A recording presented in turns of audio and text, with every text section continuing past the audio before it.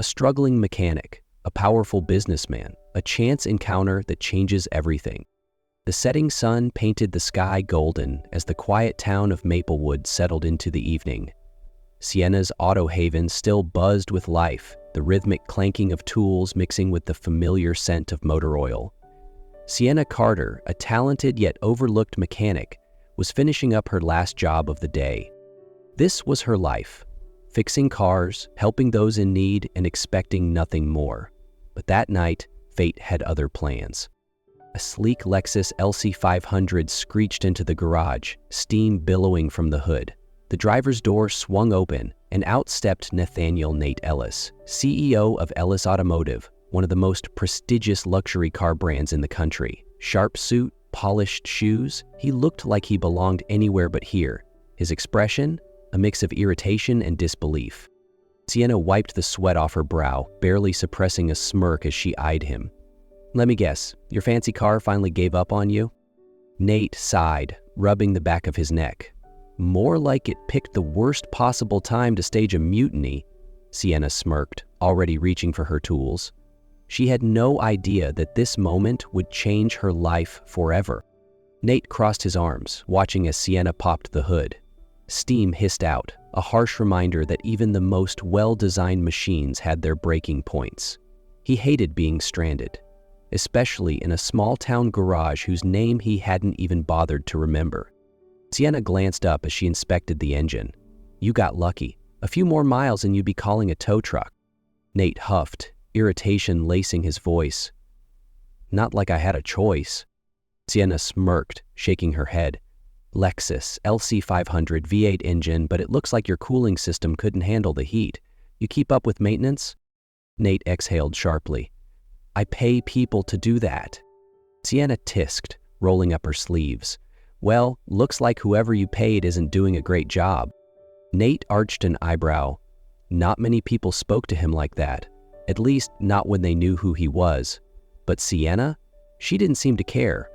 She wasn't trying to impress him, just stating facts. "So," he said, crossing his arms, "can you fix it?" She nodded. "Yeah, but I'll need at least 2 hours." He frowned. "I've got a meeting in Chicago tomorrow morning." "Then I guess you're staying in Maplewood tonight." She didn't even look up, already focused on the repair. Nate let out a long sigh. He hated being at the mercy of circumstances, but tonight he had no choice. As she worked, he found himself watching her, not out of suspicion, but curiosity. There was something different about her, something real. Finally, he broke the silence. "How long have you been doing this?" Sienna tightened a bolt before answering.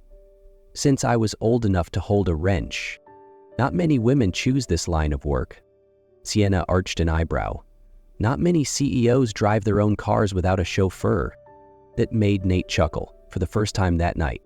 2 hours later, Sienna wiped her hands on a rag and shut the hood. "You're all set." Nate nodded, reaching for his wallet. "How much?" Sienna shook her head. "Don't worry about it." His brow furrowed. "I can pay. And I don't need it. But if you really want to repay me, pay it forward. Help someone else when they need it." For a moment, Nate just stared at her, as if trying to understand something deeper. Then, he slowly put his wallet away. "Thanks." Sienna only nodded, watching as he drove off into the night. She had no idea this wouldn't be the last time she saw him. 4 days had passed since that night. Sienna had gone back to business as usual, barely sparing a thought for the sharp-dressed man with the Lexus. To her, he was just another customer, a passing face in the long line of people she'd helped over the years.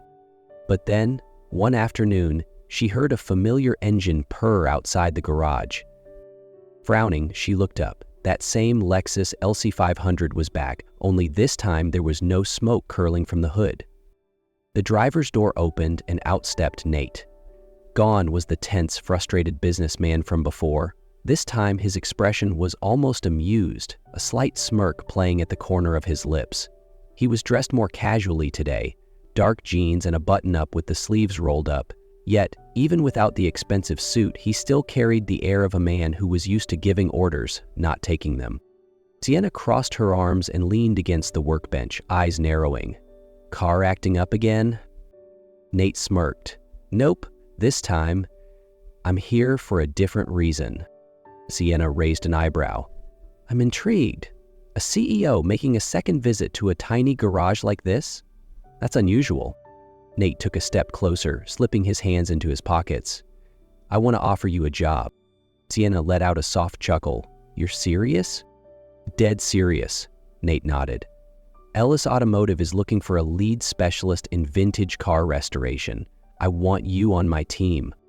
She hesitated for only a second before shaking her head. "I appreciate the offer, but I'm not interested." Nate's brow lifted. "You're turning it down without even thinking about it?" "There's nothing to think about. I don't want to be a cog in a corporate machine." Nate studied her, his sharp blue eyes assessing her in a way that made her shift slightly. After a long pause, he spoke again, this time more carefully. "And maybe you'll consider this." He reached into his jacket and pulled out a sleek black envelope, setting it down on the workbench in front of her. Sienna frowned, eyeing it suspiciously before picking it up and flipping it open. What she saw inside made her heart skip a beat. It was a proposal for expanding her garage, fully funded by Nate Ellis himself. "This isn't a job offer," he said, watching her closely. "It's an opportunity. You run it.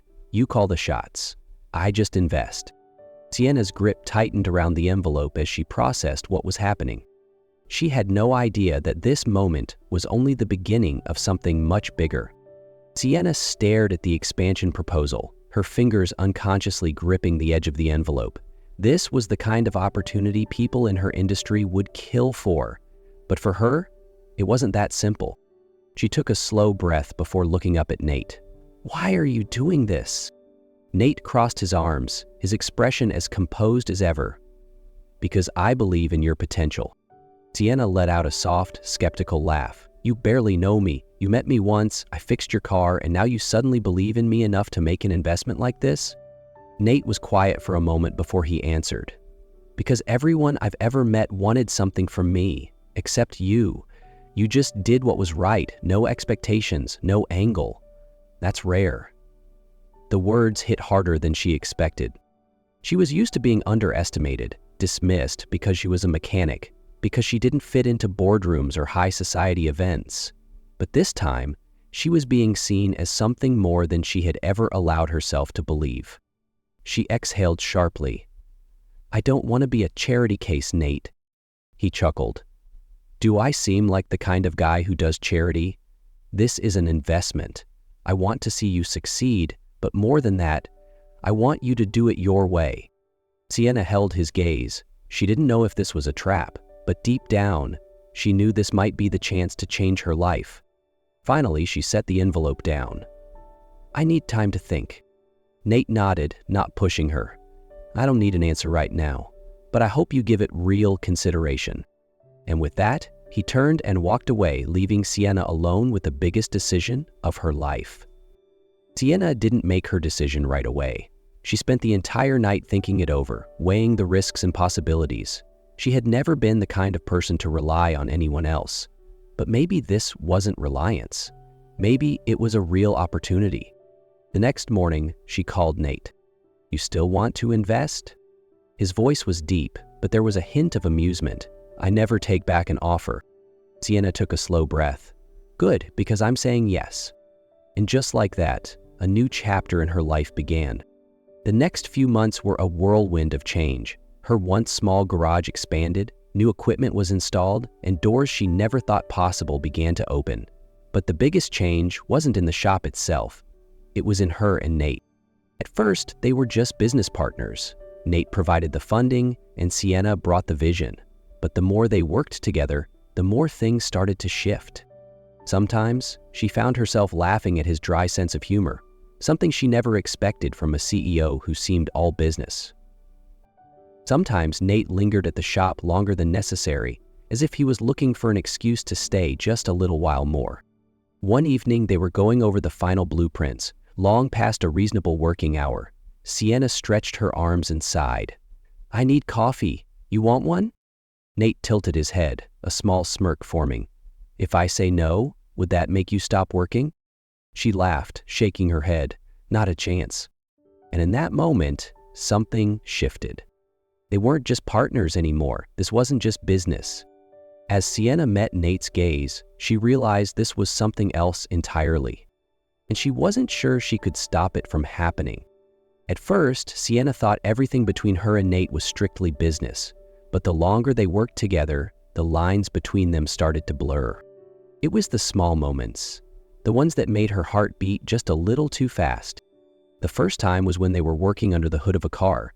She was leaning in, tightening a bolt, when Nate reached for a wrench, and his hand lightly brushed against her back. It was the briefest touch. But Sienna froze for just a second, and Nate immediately pulled back, as if he hadn't expected it either. "Sorry," he murmured, his voice lower than usual. She swallowed hard. "It's fine." But it wasn't. Not really. The second time, they were going through the inventory list. She was holding the clipboard, but when she reached for a pen, her fingers brushed against his hand. Both of them stilled. Nate cleared his throat and withdrew his hand first, but Sienna could still feel the lingering warmth of his skin on hers. The third time, and possibly the most unsettling, happened late one evening. They were reviewing the final layout for the garage, Sienna standing by the workbench, her palm resting on the table as she examined the blueprint. Nate stepped in beside her, leaning slightly to point at a section. He was close, too close. She could feel his breath against her hair. Sienna stiffened. Nate must have noticed, because for a second he hesitated, like he was deciding whether to step back or stay right where he was. Then, slowly, he took a step away, giving her space. But that space didn't erase what had just happened, because between them, something was there. Something neither of them was ready to admit. Everything was going better than Sienna had ever imagined. The garage was thriving, business was booming, and Nate, he was still there. Not just as an investor, but as a part of her life. But then, reality came crashing in. One morning as Sienna walked into the shop, she spotted Nate standing outside by the parking lot, phone pressed tightly to his ear. His expression wasn't the same as usual. He wasn't calm, he wasn't confident. He looked tense. She stopped in her tracks, watching him. When the call ended, he turned, meeting her gaze. "What's wrong?" she asked, her voice laced with concern. Nate sighed, running a hand through his hair. "My board wants me to pull out of this project." Her brows furrowed. "What do you mean?" "Ellis Automotive is expanding internationally. They don't want me wasting time on a small garage in Maplewood." Something tightened in her chest. "So, what are you going to do?" Nate was quiet for a long moment before finally admitting, "I don't know." That hurt more than she expected. Sienna took a slow breath, forcing herself to stay composed. "If this isn't where you're meant to be, I won't ask you to stay. But don't leave just because they tell you to." Nate looked at her, his gaze searching hers. "Do you really want me to leave?" She bit her lip, torn. "I don't want that. But I don't want you to give up everything for me either." The silence between them grew heavy. This wasn't just about business anymore. This was about them. And for the first time, neither of them knew how to hold on to it. Sienna never thought she'd be facing a choice like this. For years, she had fought to prove she could stand on her own, that she didn't need anyone's help. But now, she was standing in front of the one man who had believed in her in a way no one ever had, and he might have to leave. She didn't want that. But love wasn't about selfishly holding someone back. The next day, Sienna walked into Nate's office in Chicago. He looked up, clearly surprised. "Sienna?" She took a deep breath and set a folder down on his desk. "I don't want this to be just your investment. I want it to be ours, 50-50. No boss, no employee, just two people building something real." Nate stared at her for a long moment before a slow smile formed. "You're sure about this?" She nodded. "If you stay, I want it to be a choice, not a sacrifice. Something we build together." He didn't answer right away. Instead, he stood up, stepping closer. "You're making a bet on me, you know that?" Sienna smirked. "First time I've ever bet on someone, and I don't think I'll lose." Nate chuckled before pulling her in for a kiss. No more hesitation, no more doubts. It was the only answer he needed. 3 months later, Reed's Auto Haven officially reopened under its new name, bigger and stronger than ever.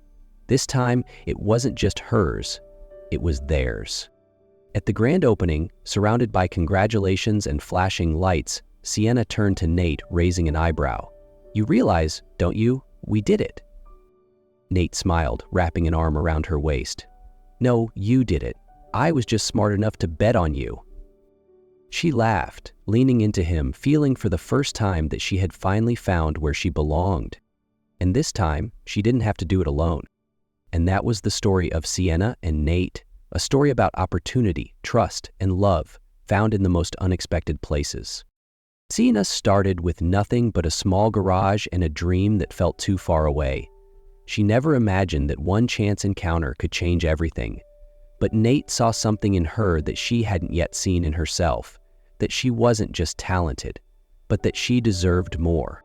He didn't save her, and she didn't change him. They were simply two people who fit, helping each other see what they had never realized about themselves. Now, their garage isn't just about cars, it's about second chances, about proving that sometimes the right risks lead to the best rewards. Because sometimes opportunity doesn't come from perfect plans, but from life's most unexpected moments. What do you think about Sienna and Nate's story? Drop a comment below and let me know where you're watching from. If you love heartfelt stories about love, fate, and second chances, don't forget to subscribe to the channel. Turn on notifications so you never miss another story. Keep believing in kindness, love, and the unexpected magic of life, because sometimes love and dreams come from places you'd never expect. See you in the next story.